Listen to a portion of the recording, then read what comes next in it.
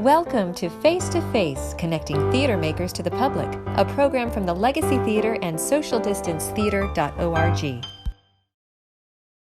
Everyone, and welcome back to Face to Face. I'm Tess Adams, and today I'm so excited to speak with a multi-talented performer. Her Broadway credits range from Fiddler on the Roof to Puccini's La Bohème to Candide and more. She has performed principally in operas at New York Grand Opera, l'Opéra Francais, Cincinnati Opera, New York City Ballet, and more. You can hear her on the original cast recordings of Death Takes a Holiday, A Christmas Carol, La Bohème on Broadway, the Carnegie Hall concert recording of Kristina, and revival cast recordings of Candide and Fiddler on the Roof.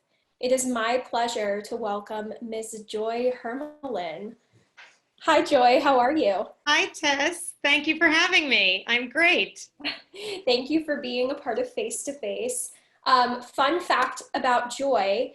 Joy was a member of the original off-Broadway cast of Death Takes a Holiday in 2011, and Legacy Theater, the building which we are renovating, was actually the site of the world premiere of the straight play of Death Takes a Holiday. I didn't know that. Amazing. So I love that bit of information. Little connection there. Love that.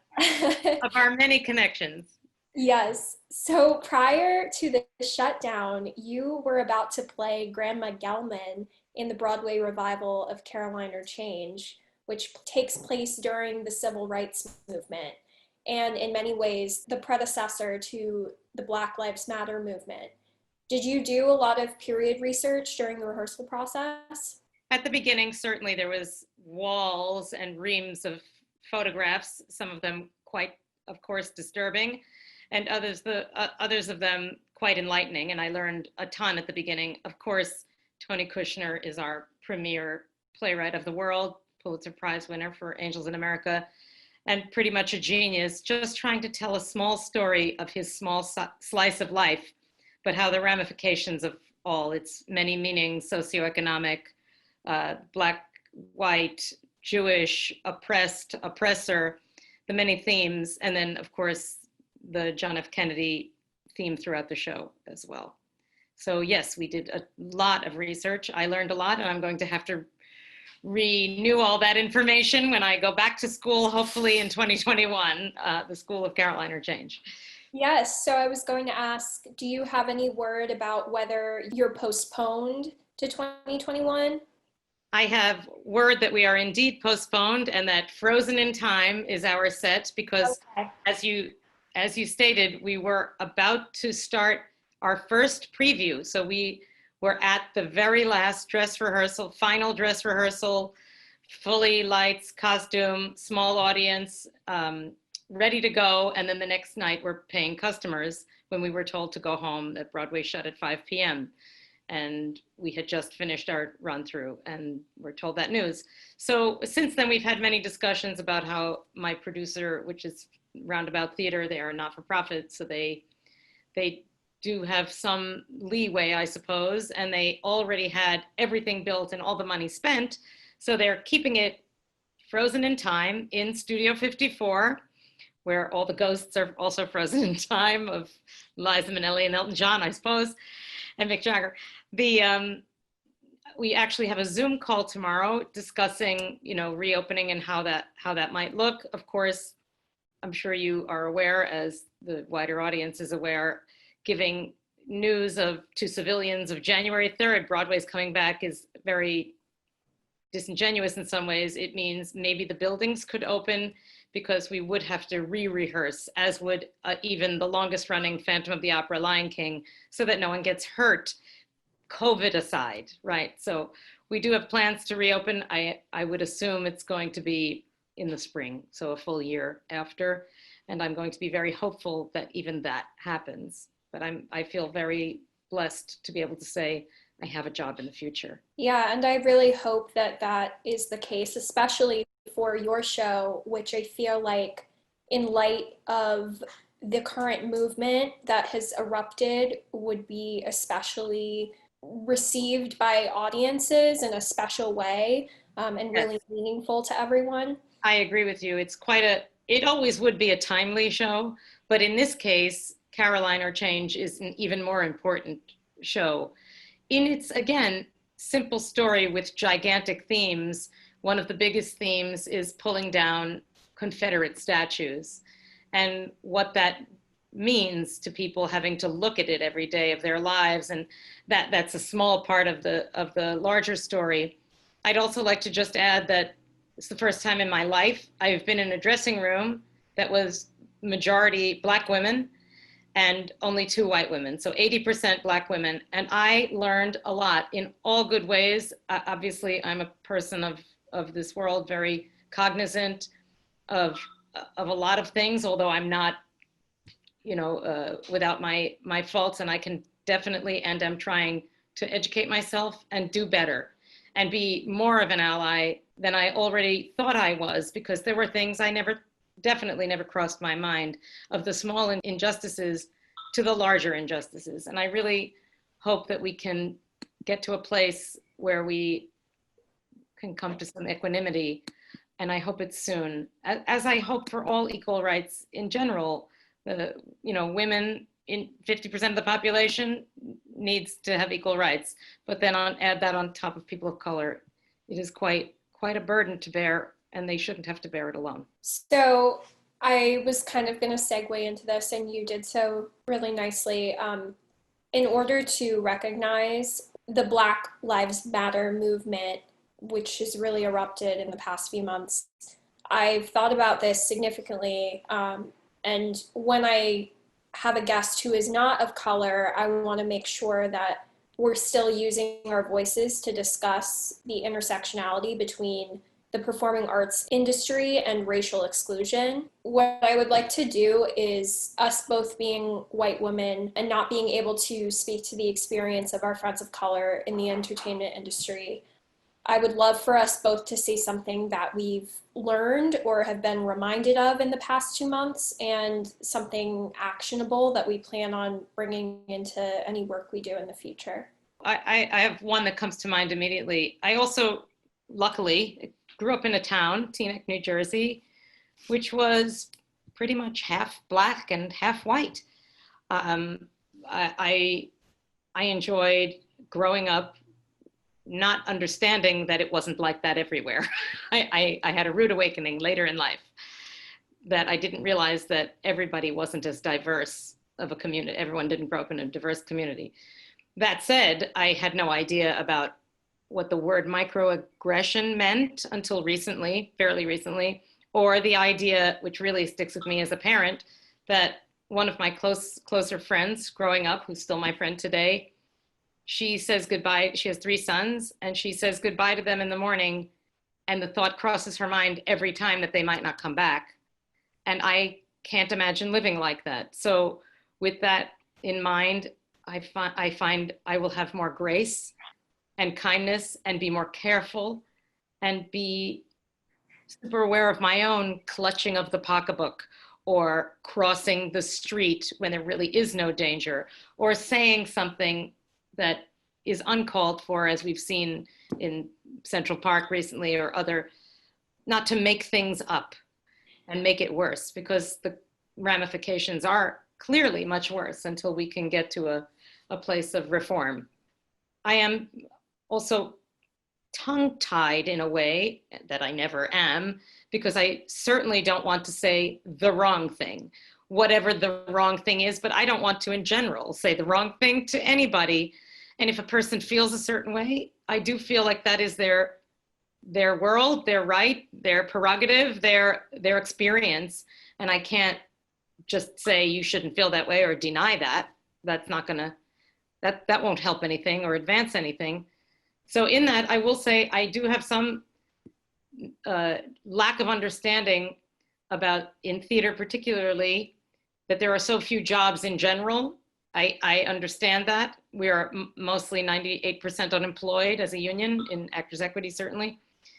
So at what point is it about, and I hope it isn't about the color of your skin, sometimes it's about how tall I am, but is it different I want to delve into that more. Is it different? Mm-hmm. So if it's a person my size, who's African-American, Black, Hispanic, and the part is up for grabs. Am I going to get it because I'm white or because I'm better at that song? Or are they going to get it because they acted that scene better? And I think we all really want it to be those reasons.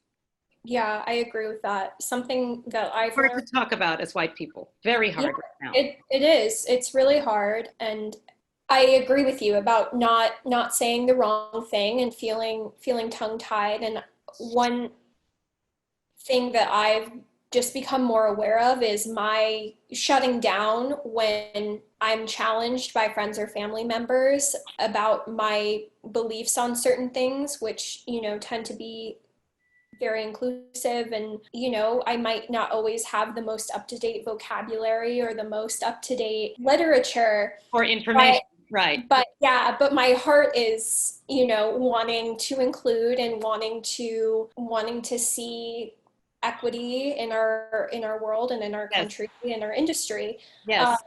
And that, empowering myself through education and empowering myself to stand up during those conversations that are difficult.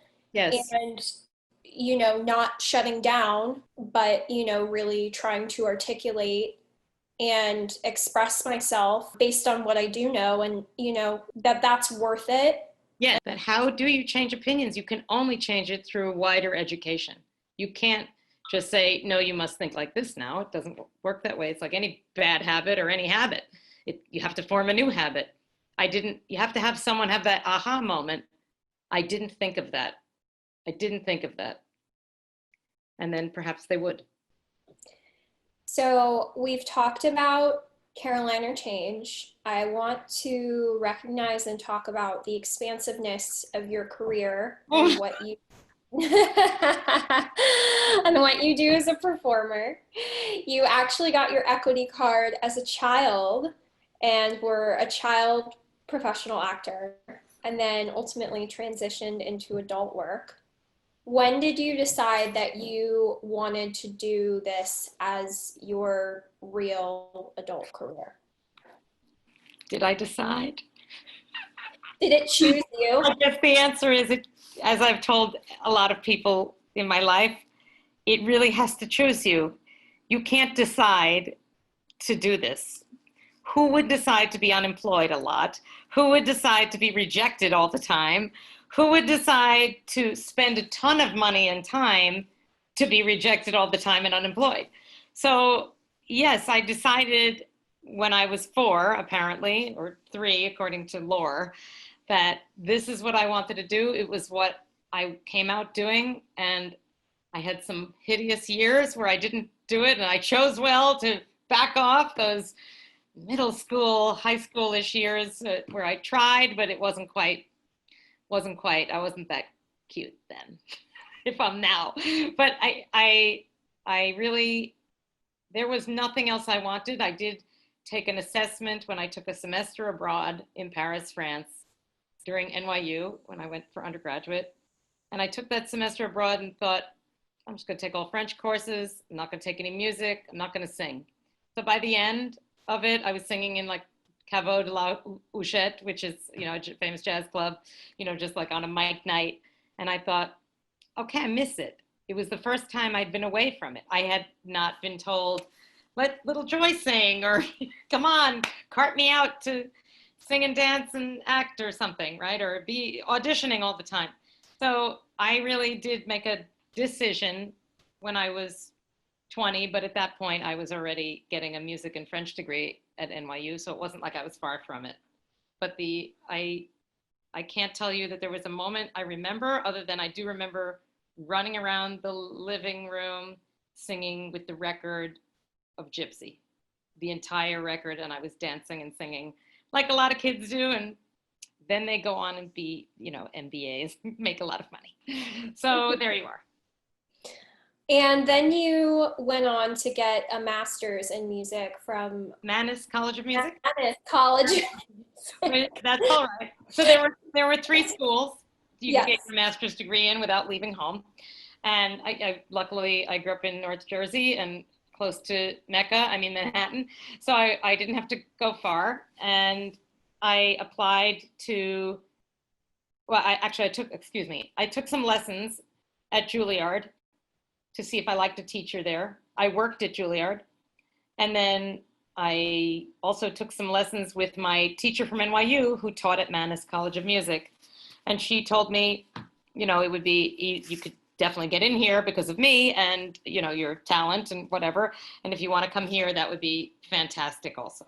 So I looked at Manhattan School of Music, the other really famous music conservatory, and I decided that that wasn't for me for whatever reason. I was deciding between the two. And then I had a few lessons at Juilliard where the teacher said I needed to start from scratch and I couldn't really sing well. So I thought that was not right. And she was like 900 years old. I didn't want to be rude. Sidebar, the good thing about Juilliard was while I was working there, I met my future husband, who is still my first and only husband. That was good news. Other than that, I followed my teacher to Mannes College of Music. I thought getting a master's degree would be a good idea for a variety of reasons, not the least of which was I wanted to perhaps teach one day. And I had heard that you have to have a master's degree to get anywhere in teaching. So that's one of the reasons I decided to go through with it. And that degree is a Master of Music, so opera performance. Yes. And then you made your Broadway debut in Cyrano the Musical. Cyrano the Musical was the greatest moment of my life. I thought my head was going to pop off on opening night on Broadway. I could cry now. I could bring all those emotions right back. I'm a good actor, but I'm even more of a better person. I can tell you right now, when they gave us these gigantic, of course, they were all Dutch, so the flowers on opening night to each of the women were this gorgeous bouquet like you'd never seen before, flown in from Holland, that were remarkable. I mean, they were remarkable. And I will never forget my head literally popping off on opening night, and I took that bow because it never seemed real until that moment. And then to have my parents share in that opening night. How soon did that come after grad school? Not so soon. Not too soon. I would say 6 years, 7 years. So in between, I sort of went, fine, I'll just do opera. So I did a lot of opera in those first 6 years after grad school. I went and traveled probably 6 months of the year. You know, opera is 6 weeks home, then 6 weeks out, month, you know, back and forth. So I went back and forth a lot between the genres, and in between, you know, I would audition, try and get to a Broadway show and try and do things. But as we know, Broadway shows aren't the only thing. I worked at Paper Mill a lot in those early years there. Like a lot, like 8 shows. You were a part of the Broadway revivals of Candide, Puccini's La Bohème, and the 2004 Fiddler on the Roof. Not to correct you, but Puccini's La Bohème would not be considered a revival. Oh, it wasn't a revival. Okay. No. It was Baz Luhrmann's La Bohème, which similar to Baz Luhrmann's Moulin Rouge, Baz Luhrmann's Romeo and Juliet. He stuck his name on, and his unbelievable magical touch of artistry, he's almost indescribable. He and his wife are so artistic. So that was an original production. Okay. No, thank you for correcting me. And then, so I wanted to ask, how does your artistic and technical preparation differ when working on musical theater versus opera or operetta at that scale? Same vocal cords, different skills. Same vocal cords. So particularly, let's talk about La Bohème first, if you want to talk about that. Yes, absolutely. So for La Bohème is obviously an opera, the most famous opera in the world, I would venture to say, that everybody pretty much can either hear it and go, oh, that's from La Bohème or something like that. So to make a long story short, you have to warm up like you're an opera singer, even though I was in the ensemble because there was no leading role for me in that, but beyond honored and lucky to be in that. I took a lot of time with that. There were a lot of auditions. There was some jokes about how the casting director, famous casting director, didn't really understand the opera animal and would ask for something in a foreign language that you had already just sung. There's like a famous story of that. And now can you sing something in blah? And you'd be like, that's what I just did. So there are some fun stories about that. But then, so the prep is, you know, serious opera work. It's a very lonely sport, opera. Other than with your teacher and your coach, you have to live like a monk. You can't, at least I do. I did have a tenor boyfriend way back in the day who used to chug shots of vodka.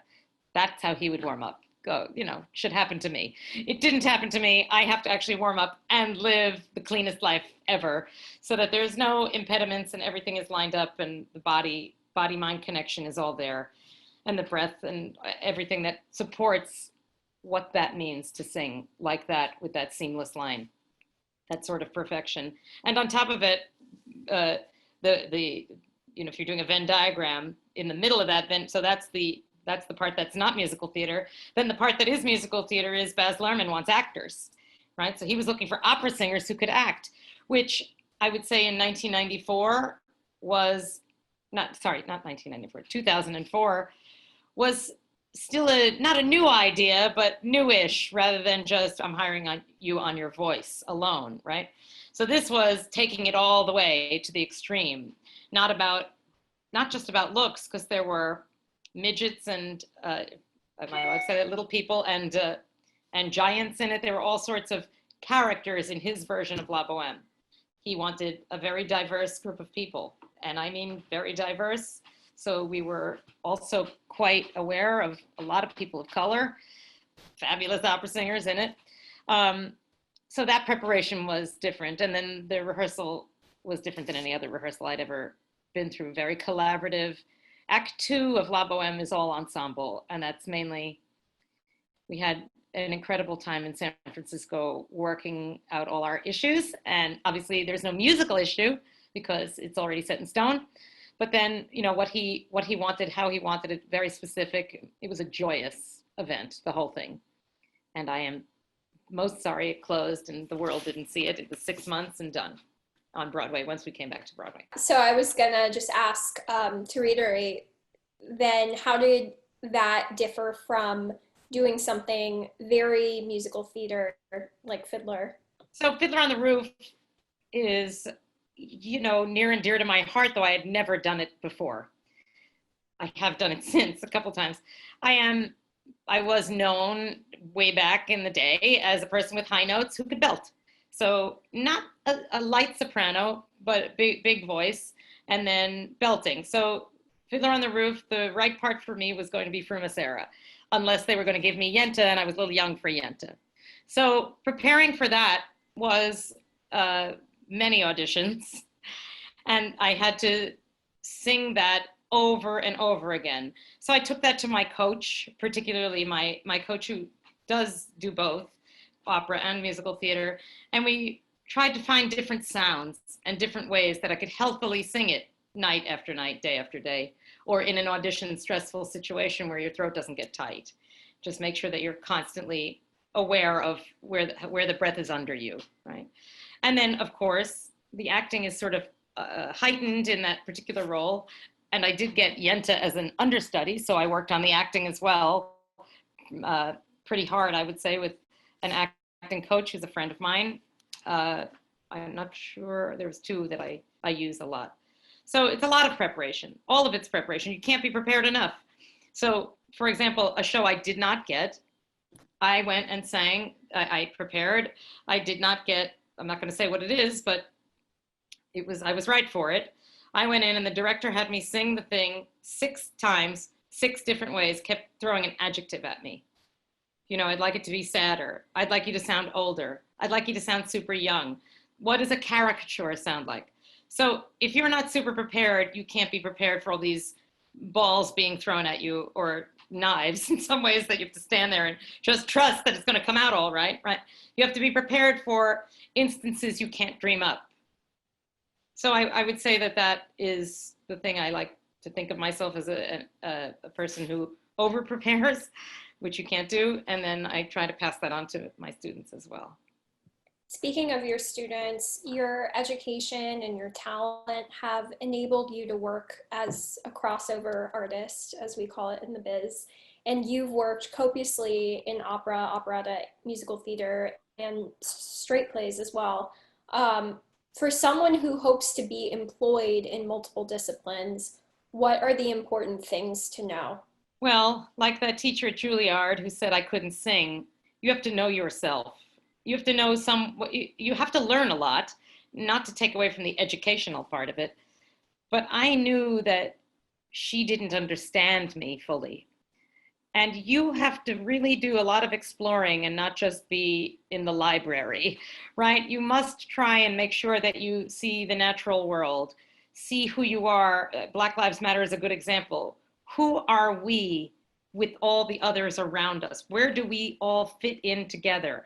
How does that informs all of those experiences? So not to lose the question, but the idea of being in a bubble in school for a triple threat education doesn't seem as ideal as a liberal arts education, for example, from my point of view. Certainly continuous lessons and things of that nature are important. So for me, I wanted to be on stage. That was my happy place. That's where I felt like I grew and became who I was. So instead of a lot of my opera friends who would get their office job, proofreading job, whatever, Wall Street, lawyer, admin, a lot of people did that. There was temp work galore back when I was in college. People would get those jobs, and then at 7 p.m. they'd have their voice lesson or their coaching, or they would fit auditions in at lunchtime. And they wouldn't take jobs unless they got the big job. And I took all the jobs. I took the job as tree hugger to the left. I took the job as hold the spear and walk in once, sing one line and leave. I wanted to just keep performing and understand it with the understanding that that was heading me toward an unknown goal of performing life. So I didn't want to be hemmed in by being titled, labeled a crossover singer, or in the old days, and even now still, you walk into a room and if you have too much opera, they'll look at you and go, oh, sure, you're going to belt Dear Evan Hansen, sure. Okay, let's hear it. So from an edge point of view, it still is in the mindset. And the opposite is definitely true of the snobbery of opera, where you walk in and you have too many musical theater credits or even a Broadway credit.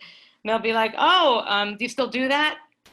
Yes, I still do that. It's my little vocal cords, I just pack them in a bag and travel with them wherever I go. And that's how I'm talking to you now.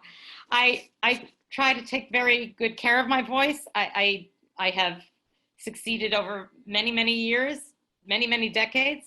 And then when I have issues, laryngitis, reflux, common issue, I take time off. I have a doctor that's in my back pocket that I see all the time. I have 3 doctors, actually. I have one that had to perform a minor amount of surgery up in Boston, very famous doctor who performed surgery on Adele.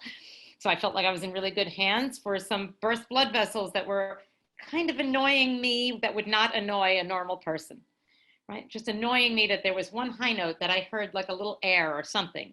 He said, oh, I can take care of that. And I did. It was worth it for me.